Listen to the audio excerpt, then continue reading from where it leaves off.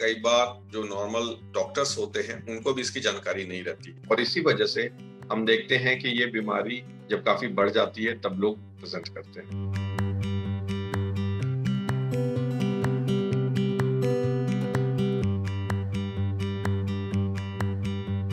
ये जो सार्कोमा होते हैं ये बहुत ही रेयर होते हैं, ये सिर्फ 2 या 3% ही पाए जाते हैं दूसरे कैंसर के मुकाबले।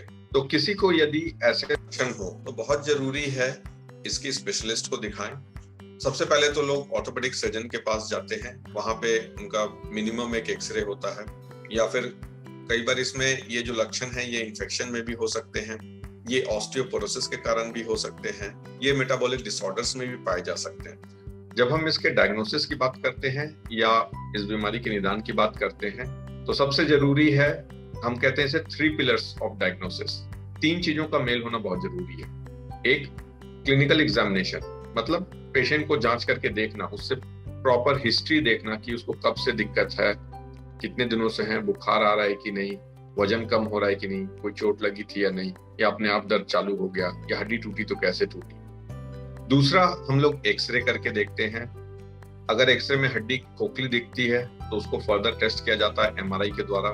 कुछ ब्लड टेस्ट होते हैं जिससे कि हम डिफरेंशिएट कर सकते हैं, हम लोग बता सकते हैं कि ये इन्फेक्शन लग रहा है या फिर ये किसी प्रकार का ट्यूमर है।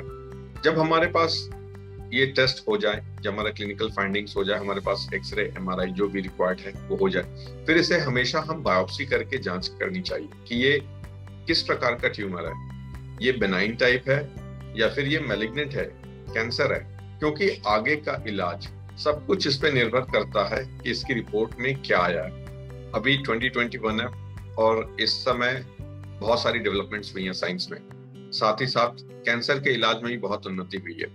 आज से 2 दशक 3 दशक पहले तक सिर्फ हाथ या पैर काट करके ही इन बीमारियों को निकाला जाता था, जिसे एम्पुटेशन कहते हैं। मुख्य रूप से 3 औजार हम कहते हैं जो हमारे पास है जिससे हम कैंसर का इलाज करते हैं। नंबर 1, सर्जरी, ऑपरेशन करके। इसमें हम बीमारी को पूरी तरीके से बाहर निकालते हैं, और कैंसर का इलाज एक अलग तरीके से होता है जिससे हम कहते हैं एक्सिजन विथ वाइड मार्जिन्स। मतलब यदि कहीं पर बीमारी है तो उसे हम और नॉर्मल मसल्स वगैरह के साथ में हटाते हैं ताकि वो ट्यूमर जो कैंसर है वो कहीं पे भी खुले नहीं, वो नॉर्मल टिश्यू के कारण सब कवर है, उसका एक ड्रॉप ब्लड भी बाहर नहीं निकले। इसे हम वाइड मार्जिन्स कहते हैं। ये सबसे इंपॉर्टेंट है और इसीलिए ये हमेशा जोर दिया जाता है कि जो व्यक्ति इसमें ट्रेंड है वो इस बीमारी को छेड़े, क्योंकि इसका इलाज फ्रैक्चर की तरह नहीं है या दूसरे बीमारियों की तरह नहीं है जिसमें आप सीधा जहां बीमारी आप हड्डी पे गए और उसको काट के निकाल दिया। दूसरा, कीमोथेरेपी जो दवा दी जाती है। 70 और 80 के दशक में, 70 के दशक में जनरली कीमोथेरेपी का इजाद हुआ था। उसके पहले यदि अगर किसी के पंजे में कैंसर है तो लोग सीधा घुटने के नीचे से ही पैर काट देते थे, परंतु फिर भी सिर्फ 20% लोग ही बच पाते थे, 80% नहीं बचते थे। धीरे धीरे ये समझ में आया, फिर कीमोथेरेपी आई, लोगों ने को दवा दी गई, तो ये समझ में आया कि ये जो 20% बचते थे अब 50-60% बचने लगे।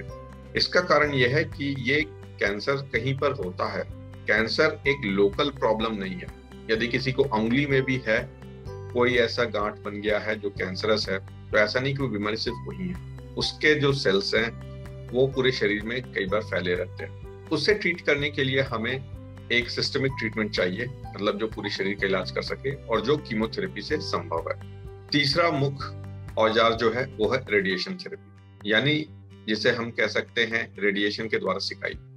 कई बार जो ट्यूमर होते हैं, खास करके मांसपेशी के जो ट्यूमर होते हैं, यदि उनका आकार छोटा भी है, 8 सेंटीमीटर भी है, तो ऐसा नहीं कि वो बीमारी सिर्फ 8 सेंटीमीटर तक है। उसके जो माइक्रोस्कोपिक सेल्स जो फैल रहे हैं उसके आसपास, वो हो सकता है और 2-3 सेंटीमीटर उसके बियॉन्ड हो, जो उसको सीरो कैप्सूल कहते हैं, उसमें फैले हुए हो। तो जितना हम ऑपरेशन करके निकालते हैं और बाकी के एरिया को हम रेडिएशन थेरेपी के द्वारा सिकाई कर देते हैं, जिससे कि ट्यूमर के दोबारा आने का चांस भी कम हो जाता है और बीमारी अच्छे से कंट्रोल हो सकती है। सिमिलरली कई बार ऐसी बीमारियां ऐसी जगह पे भी होती हैं जैसे स्पाइन में या पेल्विस में, कूल्हे की हड्डी में, जिससे बहुत बड़ी बीमारी होती है और ऑपरेशन के द्वारा संभव नहीं रहता है। उस परिस्थिति में रेडिएशन के द्वारा हम इन बीमारियों को कंट्रोल कर सकते हैं। कुछ और भी नई टेक्निक्स आई हैं जिसमें हम लोग 3D मॉडल्स बना लेते हैं। जैसे मैं एग्जांपल दूंगा आपको, यदि ये देखें, ये स्कैपुला की हड्डी है, हमारा शोल्डर जॉइंट इस ग्लिनोइड एरिया से आर्टिकुलेट होता है, जुड़ता है, और ये स्कैपुला बोन होती है। ये मैंने मॉडल बनाया था जिसमें एक पेशेंट को इस हड्डी में ये कैंसर था। ये ग्लिनोइड शोल्डर जॉइंट के पास बिल्कुल पहुंचा हुआ था। अगर इसको हम मॉडल के द्वारा ना देखें तो ऑपरेशन के दौरान कई बार ये संभावना रहती है कि हम ज्यादा हड्डी काट दें, जिससे व्यक्ति बाद में अपने शोल्डर को या दूसरे अंग को उठा नहीं पाएगा। पर जब हमारे पास ऐसे मॉडल होते हैं तो इसमें हमें जिग्स रहते हैं, जिससे हम एग्जैक्टली प्लान करके बोन कट्स ले सकते हैं और इसकी खुद की अपनी जोड़, खुद के ज्वाइंट बचा करके हम बीमारी को पूरा का पूरा निकाल सकते हैं।